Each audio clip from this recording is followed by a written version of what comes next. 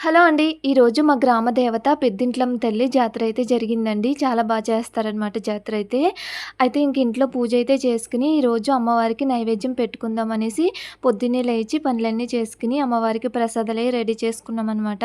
ఇంకా బూరెలు, గారెలు అయితే అత్తయ్య చేసేసారండి. పప్పు, తెల్లపిండి, అన్నం ఇంక అన్నీ రెడీ చేసుకొని గుడి దగ్గరికైతే వెళ్ళాము. ఇంట్లో పూజ అయిపోయిన తర్వాత ఇంకా అమ్మవారికైతే దీపారాధన అయితే చేసుకున్న తర్వాత నైవేద్యం కూడా పెట్టామండి. ఇంక మా తేజు నేను కలిసి అమ్మవారికి దండ అయితే వేసాము. చాలా పూజ అయితే జరిగింది. అమ్మవారు అయితే నిజంగా చాలా అందంగా ఉన్నారు. పువ్వుల దండ వేసేసి అమ్మవారికి అయితే బొట్టు పెట్టి పూజ అయిపోగానే ఇంటికైతే వచ్చేసాము. ఇంటికి వచ్చిన తర్వాత ఇంకా వెజిటేబుల్ పులావ్ అయితే చేసుకున్నాము. అత్తయ్య అయితే చికెన్ కూర చేశారు. చికెన్ అయితే నిజంగా నాటుకోడి కూరలా ఉందండి. చాలా బాగుందన్నమాట టేస్ట్ అయితేని. ఇంకా మేమందరం కలిసి ఇలా భోజనం అయితే చేస్తున్నాము.